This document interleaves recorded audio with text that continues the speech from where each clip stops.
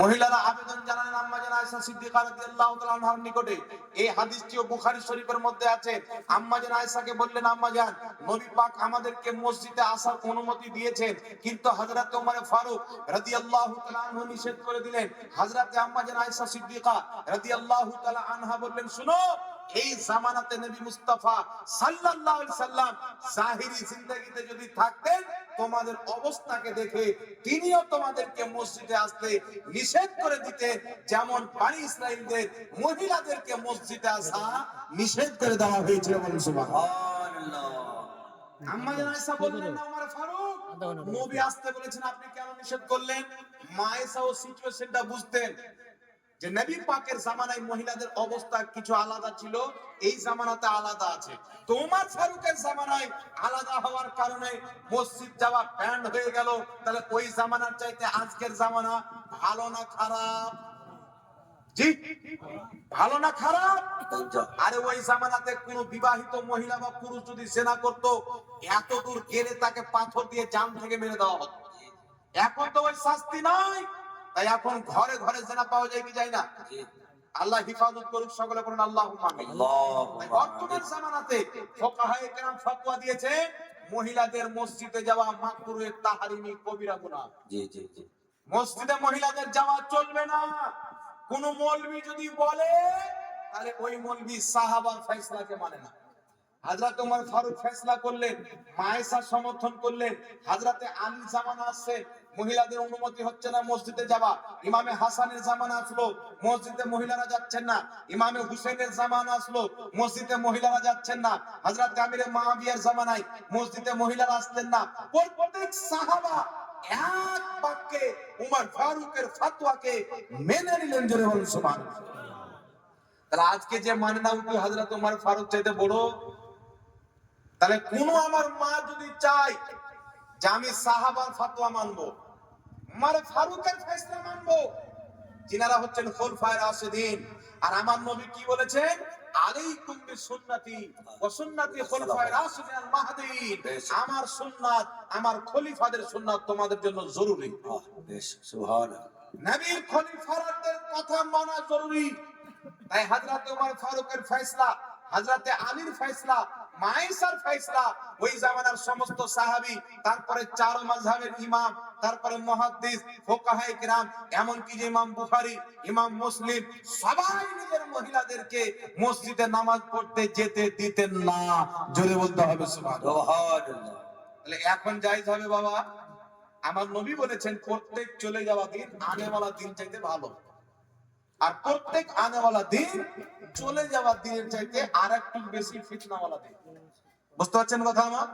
তাহলে ওই জামানা থেকে এই জামানা কত খারাপ। তাই বর্তমান জামানায় মহিলাদের মসজিদে যাওয়া জায়েজ নাই, মহিলাদের জন্য জামাতি নাই, ঈদের নামাজও নাই, মহিলাদের জন্য জুমার নামাজও নাই। যার উপরে জুমার নামাজ আছে তার উপরে ঈদের নামাজ ওয়াজিব, আর যার উপরে জুমার নামাজ ওয়াজিব নাই তার উপরে ঈদের নামাজও নাই। বুঝতে পেরেছেন কথা আমার? তাই মহিলাদেরা কি করবে ওই দিনে? ওই টাইমটা জিক্র আজকারের মধ্যে ছেলে পিলেকে পোশাক পরাবে, সাজিয়ে টাজিয়ে দিবে, স্বামীকে আতর টাতর লাগিয়ে টাকিয়ে দিবে, তাদের জন্য ভালো খাবার টাবার তৈরি করবে, আর যদি এক্সট্রা টাইম পায় আল্লাহ আল্লাহ করবে। এতিম পুরুষরা যেটুকু নামাজ পাবে নামাজ পড়বে, এ বাড়িতে খিদমত করে নামাজ পাবে, ওই অতটুকু নাকি আল্লাহ দিয়ে দিবে। বলেন সুবহানাল্লাহ। এটা না যে আপনি নেকি পারলেন না। বুঝতে পারলেন কথা আমার? তাই মহিলাদের মসজিদে যাওয়া যাবে না। যাক, আল্লাহ পাক সকলকে বোঝার তৌফিক দান করুন, সকলে বলুন আল্লাহুম্মা আমিন। এইবার চলে আসছেন মিরাদুল ইসলাম। আরেকটি কথা বলি, বর্তমান জামানায় কিছু মৌলবি এখন ফতোয়া দিচ্ছে যে মহিলারা অপবিত্রতার অবস্থায় কোরআন পাক ধরে পড়বে। এমন কি ফতোয়া দেয় যে বিনা উযুতেও কোরআন ধরে পড়া যাবে। ফতোয়া দেয় কি দেয় না বাবা? জি, এইগুলো মৌলবি কোরআন হাদিসের নামে আল্লাহর কোরআনকে কিভাবে মিটাতে চায়। এখন কোরআন নিয়ে কোনো ঝামেলা আছে? জোরে বলেন। মাত্র 2 বছরের মধ্যে আমি দিলাম, কাগজে লেখা থাকলে লিখে দেন, এই নামধারী আহলে হাদিস ইহুদি মার্কা মুসলমান, এরা হচ্ছে ইহুদি মুসলমান, এই 2 বছরের মধ্যে কোরআনের উপর একটা বহুত বড় হামলা করতে যাচ্ছে। কার উপরে? আল্লাহর কোরআনের উপরে। এই কোরআন থেকে তারা রুকু উঠাবে, এই কোরআন থেকে আয়াত উঠানোর চেষ্টা, মানে কোরআন পাককে পর্যন্ত ছাড়বে না, যে কোরআনকে হাজারো বছর থেকে মুসলমান কোরআনের ব্যাপারে চুপ। নাকি বলে? আর হাদিসের মধ্যে কেউ জয়ীফ বের করেছে, কেউ হাসান বের করেছে, কেউ সহিহ বের করেছে, কিন্তু কোরআনের ব্যাপারে সবাই চুপ। এখন মৌলভী বলছে কোরআনেও জাল জয়ীফ আছে। বলেনি? আমি মিথ্যা বলছি? হ্যাঁ, কোরআনেও জাল জয়ীফ আছে। আসলে ওই মৌলভীর জন্মটাই জালিয়াতি আছে। জি, এই মৌলভী কোরআনের উপরে হামলা করবে। 2 বছর টাইম আছে, আপনাকে 2 বছর টাইম দিলাম, আপনি দেখবেন পেয়ে যাবেন। তাই আপনাকে বলছি কোনো ফিতনাতে পড়ার দরকার নাই।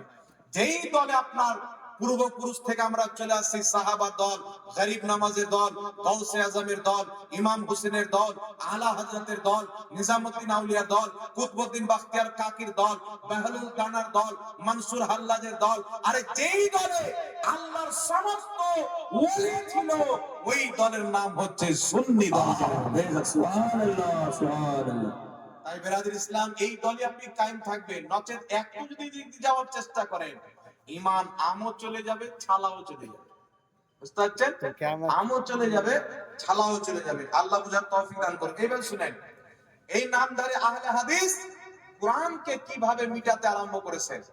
আজকে আহলে হাদিসের সবচাইতে বড় মৌলভী কাজ্জাব বিন ইহুদি না, এ বলছে কোরআনকেও বিনা উজুতে স্পর্শ করা যায়, মহিলারা ঋতু অবস্থায় কোরআনকে ধরে পড়বে, কিন্তু আল্লাহ তাবারাক ওয়া তাআলা মা বোনদের ঋতু অবস্থাটা যেটা আছে ওই অবস্থায় ওদের উপরে নামাজ কি মাফ করে দিয়েছে। জি জি, ওই নামাজ না কাজা করতে হবে না পড়তে হবে।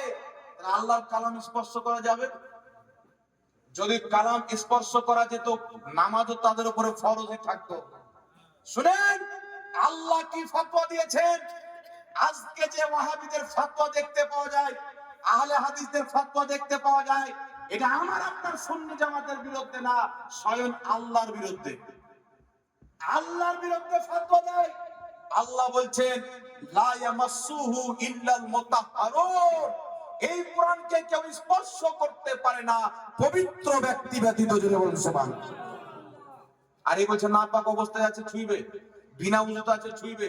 এখানে যে ইল্লাল মুতাহহারুন এই যে আয়াতটা আছে মুতলাক, শুধু গা ধুয়ে আছেন, শরীর পাক আছে, উযু নাই, ছুঁতে পাবেন না। পাক হওয়াও শর্ত, পাকের সাথে সাথে উযু হওয়াও শর্ত। আল্লাহ বলছেন পবিত্র শরীরে উযু করে আমার কালামকে স্পর্শ করো, আর এই লামাযহাবির গুরু বলছে বিনা উযুতে ধরে পড়ো। তাহলে ফাতোয়াটা আল্লাহর পক্ষে হলো না বিপক্ষে হলো বাবা? এটা হাসার মাকাম নাই, কানার মাকাম আছে, কান্না করার জায়গা আছে, এটা হাসার জায়গা নয়। কারণ আজ থেকে কিছুদিন পূর্বে একটা দেশে, নামটা বলছি, কোরআন পাককে ছিঁড়ে ফেলা হলো, আগুন দিয়ে জ্বালিয়ে হলো, গোটা দেশে প্রোটেস্ট, বড় বড় মিছিল বের হলো, কিন্তু দাড়ি রেখে নাম দিয়েছে শেখ। এরা তো শেখ আর চাই চাই চাই। হিন্দুরা পর্যন্ত এদের চাইতে ভালো আছে। আল্লাহর বিরুদ্ধে যারা দাড়ি টুপি রেখে ফাতোয়া দেয় আল্লাহর দ্বীনের নামে, এর চাইতে বড় মুনাফিক কেউ নয়। উলামায়ে কেরাম বসে আছেন, রাসূল পাক বলেছেন জাহান্নামের সবচাইতে বড় মানে একবারে ভয়ানক তাবকাটার নাম হচ্ছে হাদিয়া। কি না? ওই তাবকাতে যাবে মুনাফিক। কে যাবে? মুনাফিক। দাড়ি টুপি ছেড়ে ইসলামকে মিটার চেষ্টা যারা করে, নবীর জামানা থেকে আছে, ওই সব চাইতে বড় গর্ততে তাদেরকে দিবে। তারপরে মূর্তি পূজারীদের দিবে, মূর্তি পূজারীর চাইতেও জঘন্য জাহান্নামের গর্ত দিয়ে এদেরকে দিবে যারা আল্লাহর বিরুদ্ধে কথা বলে। মুনাফিক কত থাকে।